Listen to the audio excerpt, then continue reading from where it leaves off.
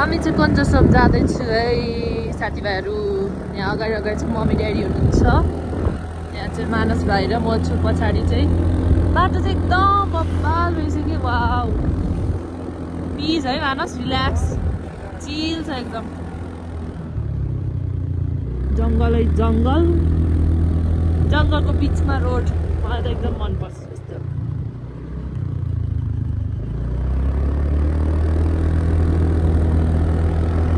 अनि आज वेदर नि एकदम बेस्ट छ है, मजाले घाम लागिरहेको छ। हामी चाहिँ लेले कटेर माथि उकालो चढ्दै हो, तर कुन ठाउँमा आइपुग्यो भन्ने चाहिँ थाहा छैन।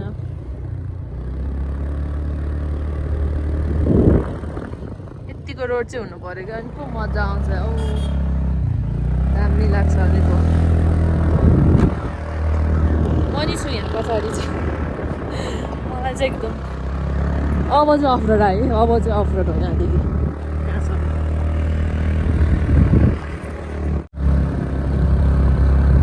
बिग्रियो भने मामाले बनाउँछ नि, के गर्नु। ल है साथीभाइहरू, हामी चाहिँ भारदेव आइपुगिसक्यो। बाटो एकदम यस्तो खतम छ, स्कुटीको हालत खराब भइसक्यो।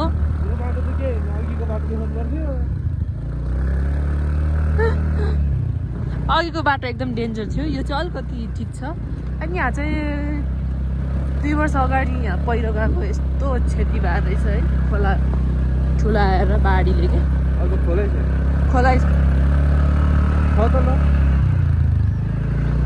खोला अहिले त सुक्यो नि, अब बर्खा आउँदैछ नि त। बाटो यस्तो छ हौ, अब यो बाटो अब कहिले सक्नु हौ। हामी कहाँबाट कहाँ आइपुग्यो, गोदावरीबाट यता भारदेव आइपुगिसक्यो। कन्जसम जाने भनेको पुरा बाटो चाहिँ ठिक लागेन है। बाटो चाहिँ हाम्रो बेथान्चोकको जस्तै छ, बरु बेथान्चोकको नजिक लाग्छ हौ मलाई त। यतिखेर हामी पनौती पुगिसक्थ्यो।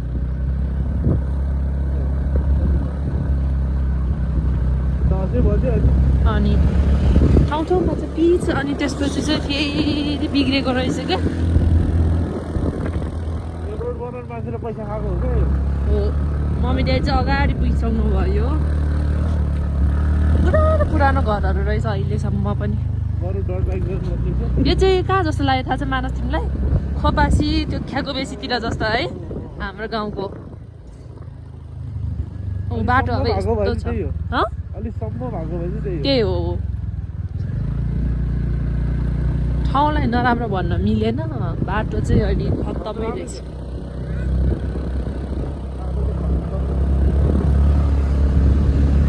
अलिकति अगाडि गएर भेटौँ होला यता साथीभाइहरू।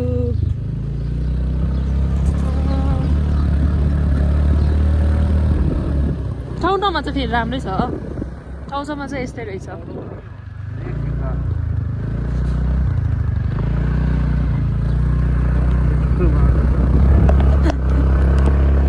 बाटो चाहिँ यस्तै रहेछ है साथीभाइहरू, के गर्नु, स्थिति यस्तो भइसक्यो। कस्तो घरबाट राम्ररी भएर आएको मान्छे यस्तो भइसक्यो।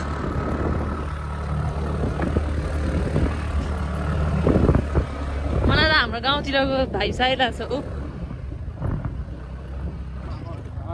कहाँ हो, कहाँ भने अब कुन चाहिँ जाउँ ल, अब थाहा नै छैन हामीलाई, हामी दुईजनालाई।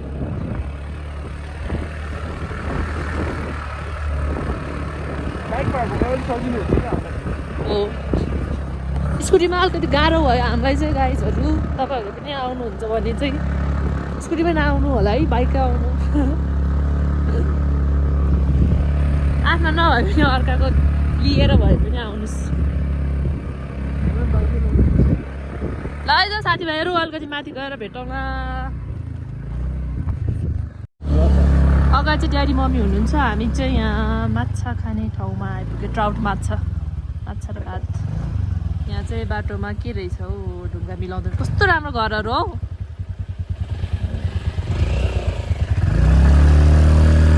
के को लागि ढुङ्गा हो मानस, म ओर्लिम।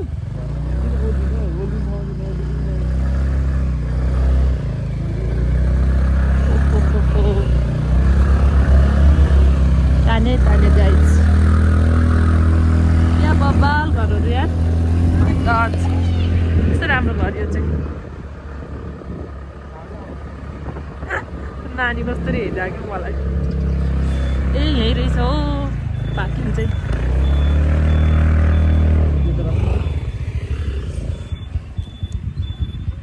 अर्को घरभित्र रुमभित्रै हालिदिएर नि मलाई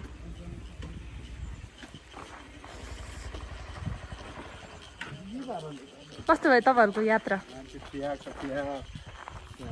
यात्रा राम्रै लाग्यो राम्रै गरे आयो मानेलाई गाह्रो भयो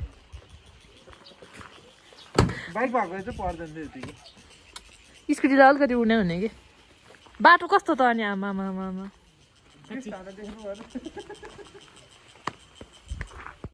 ल यो ठाउँ रहेछ यो ठाउँको नाम चाहिँ के हो 17 झ्याले 17 झालो नि त्यही रहेछ 17 झ्याले एकदम अथेन्टिक उ त तल बस्नु भइहाल्यो नि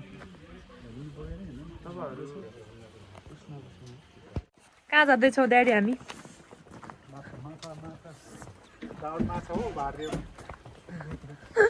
यो त कहाँ अरे 17 झ्याले है कति खिल्ने फोटो अहिले ब्याक रहेछ मान्छे आमा माछा मार्ने ठाउँमा नि ऊ त्यो मान्छेहरू सबै माछा हो यो सबै माछाको रहेछ उयो तलतिर यहाँ म छु यहाँ मानस छ मम्मी चाहिँ पछाडि हुनुहुन्छ है बाख्राहरू पनि घाँस खाइरहेको छ बाख्रा चाहिँ हाम्रो गाउँतिर हो यो गाउँै त हो नि बारदेऊ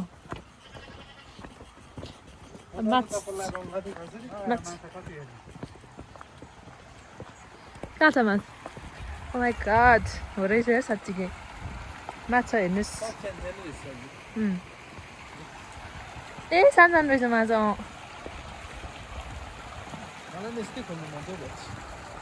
यस्तोमा छ नि है मानस यस्तोमा छ नि त है बिजनेस मम्मी यो सानो यो त गल्छ ठुलो भएको छुट्टै त्यो छुट्टै रहेछ राखेर रहेछ क्या म नि छु यहाँ मम्मी र म छु है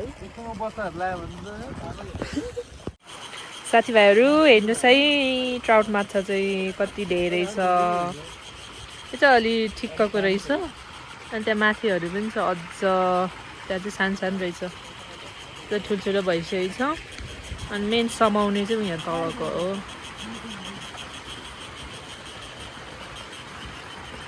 यहाँ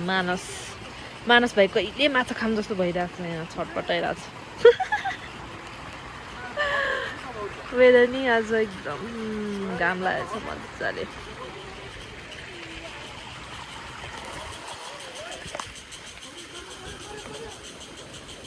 अनि म पनि छु यहाँ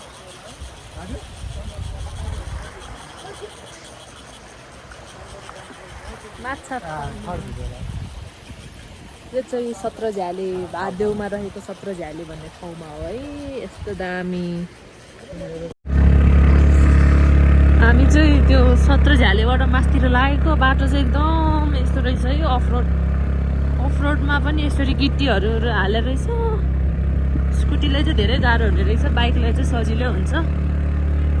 कहाँबाट जाने हो के हो हामीलाई थाहा पनि छैन चाहिँ यो ठाउँमा नयाँ हो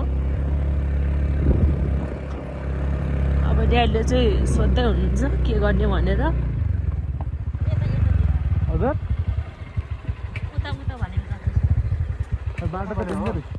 ल हेर्नुहोस् बाटो चाहिँ यस्तो छ है यस्तो जङ्गलको बिचमा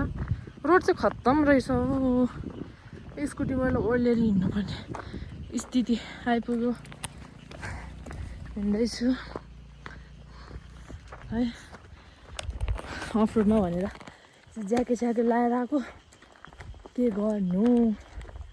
कहिले पुग्नु सबसे माथि डाँडामा रे है अब भर्खर भात खाएर हिँडेको भात त घट्यो सक्यो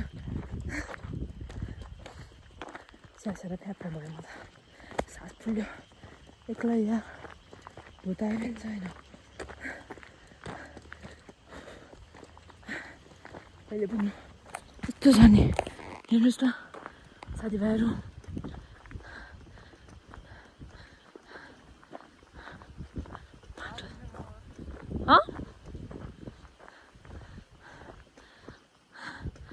मम्मीलाई पुऱ्याएर लिन आउँला नि हामीलाई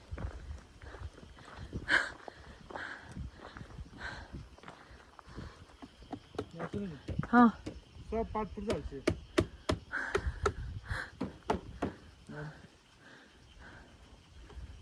मान्छेको पनि हल्लिसक्यो नि आन्द्रा बुढी सबै खाना खाएर हिँड्ने हेर्नुहोस् फुलचोकी चाहिँ त्यो टावर रहेछ यस्तो घना जङ्गल छ एउटा बाइक एउटा स्कुटी केही देखाएको छैन गाइजहरू केही देखाएको छैन माथि चाहिँ पुरै छ अब आइरहेको छ लु कुहिरो लगाइरहेको छ है मानस माथि त बल्ल एउटा बाइक देखाएको छैन भने बित्तिकै बाइकवाला एउटा आइदिइरहेको स्कुटीलाई चाहिँ एकदम गाह्रो हुने रहेछ यो ठाउँमा स्कुटी चाहिँ नलिएर आउनु होला है म कति ठाउँमा ओर्लिसकेँ ल धन्न उकालो भएको छैन अहिले मानोस् अहिले त तेर्सो तेर्सो छ है अहिले त उकालो उकालो थियो ल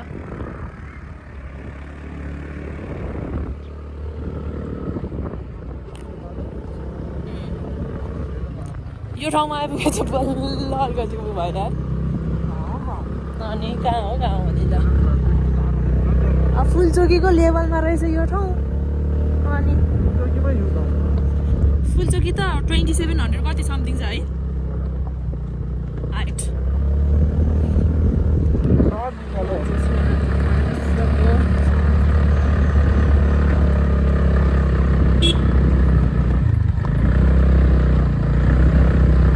सर्टकटहरू पनि रहेछ मान्छेहरू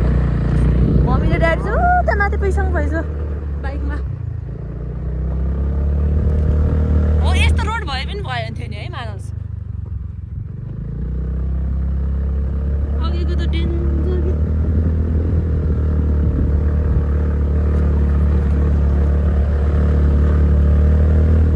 साथीभाइहरू अघि त पानी पर्नु लाग्यो जस्तो भएको थियो अहिले त घाम लाग्यो फेरि हामी अब कन्जसम भएको ठाउँतिर अब धेरै टाइम लाग्दैन अब चाहिँ कति लाग्छ भने 5 मिनट लाग्छ होला 5 मिनट भन्दा यस्तो अफ रोड मात्रै लागिहाल्छ नि 5 मिनट भनेपछि 15 मिनट अघि न म त्यो बुढा बाजेले 15 मिनट भन्नुभएको थियो है 15 मिनटको त कति डबल आमा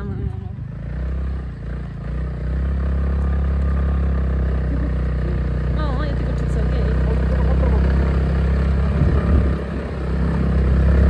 फुलचोकी चाहिँ ठ्याक्क अगाडि रहेछ टावर देख्ने रहेछ फुलचोकीको यहाँ पनि ठाउँ ठाउँमा पहिरोहरू गएको रहेछ कि फुलचोकी डाँडा चाहिँ उता पारी टावर त्यहाँ पनि पुगिसक्यो हामी कन्जसम चाहिँ आउने एकदम ठुलो रहर थियो तर बाटो चाहिँ एकदम नराम्रो रहेछ अनि एकदम टाढा पनि पर्ने रहेछ हो अघि खाना खाने ठाउँबाट त लाग्दो रहेछ 1-1.5 घन्टा बाइकमै लाग्दो रहेछ 1 घन्टा जति के कुरा गर्नु मान्छे हिँडेर त कहिले गएन ल है त माथि गएर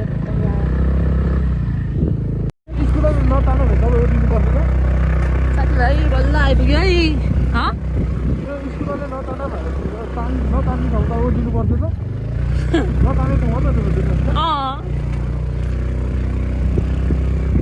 पावर चाहिँ हो नि त स्कुटीको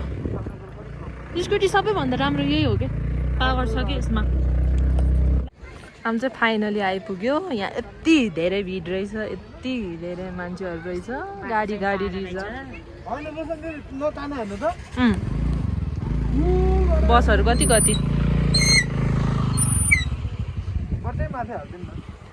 फुलचोकी त सिधा माथि रहेछ यो धेरै हाइटमा रहेछ है टाढा नि टाढा फुलचोकी जस्तै रहेछ हाइटमा त एकदम टाढा रहेछ है बडाबुडी त रहरै गर्नु पर्दैन रहेछ मान्छे ल हेर्नुहोस् है फाइनली कन्जुसम्म आइपुग्यो यति टाढाको यात्रा थियो यस्तो हाइटमा कसरी बनाउनु भयो होला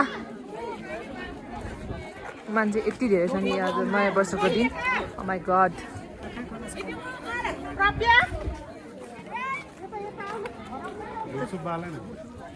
भित्र चिरञ्जन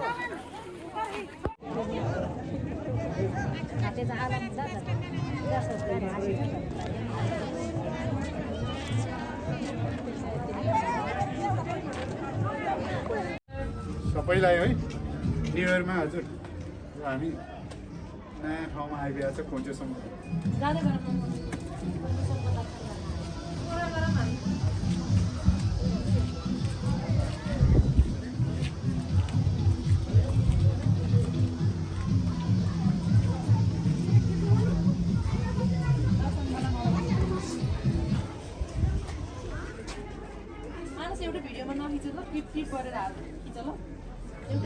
ल हेर्नुहोस् है फाइनली कोन्चेसम्म आइपुग्यो यति टाढाको यात्रा थियो यस्तो हाइटमा कसरी बनाउनु भयो होला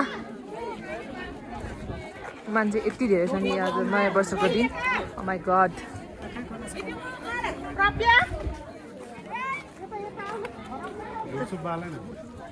भित्र चिरञ्जन हामी चाहिँ फर्क्यो है साथीहरू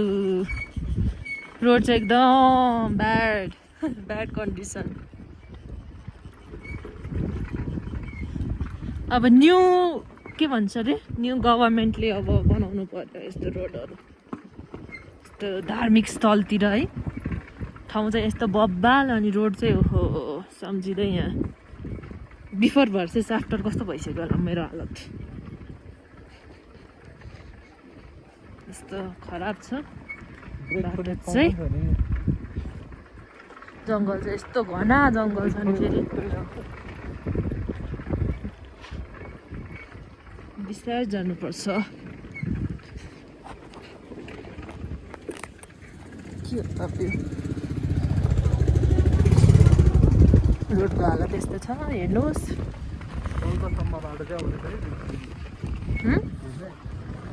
अलिकसम्मबाट चाहिँ अरू चाहिँ मेरो हालत यस्तो भइसक्यो मलाई चाहिँ यो यहाँ छ भन्ने थाहा पनि थिएन यो मन्दिर मैले सुनेको चाहिँ थियो है टिकटकतिर पनि देखाएको थियो म त्यस्तो पनि देखेको तर अब बाटोको बारेमा चाहिँ कहीँ यस्तो सुनेको थिएन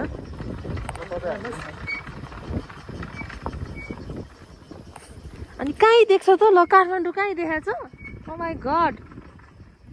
ललितपुर भन्नु न पहिलाखेरि ललितपुर कहीँ देखाएको छ अब यहाँ दुईजना हेर्नु न कोहरू दुईजना कोहरू हो चतर चतर डोना थापाको फ्यानहरू कस्तो लडे नि दुईजना बुढाबुढी त कस्तो लाग्दैछ उडेर लडिर बाइकको हालत हेर्नुहोस् गाइजहरू जाम है जाम मामाको ड्रम ब्रेक गराउनु थालेको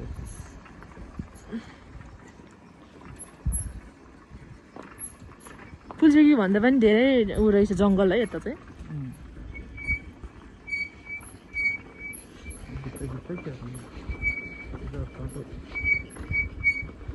एकदम स्लोमा जानुपर्छ क्या ओह्रालोमा चाहिँ यो बानी नभए त्यस्तै हुन्छ क्या अघि त्यो बानी भएको केटाहरू कसरी गयो हो नि होइन हो यहाँ तल धुएको यहाँ हो नि पाउडरहरू पाउडर छ है बाटोभरि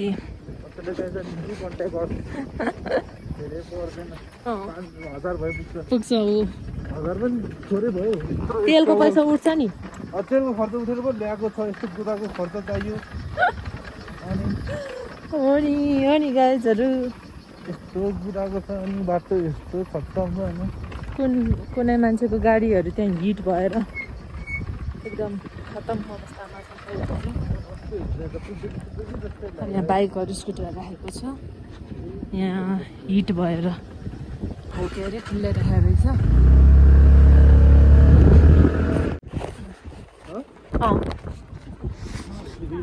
हामी चाहिँ त्यो माथि त्यहाँ टप मूर्ति अलिअलि देखाएको थियो होला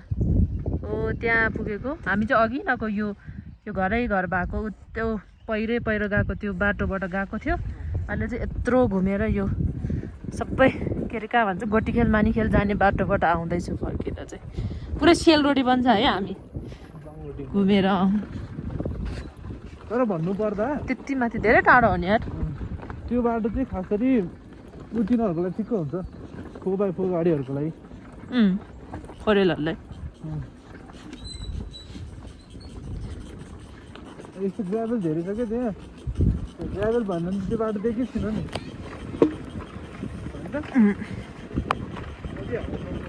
यत्रो आमामा त्यो सबसे माथिको पहाडबाट आएको हामी हट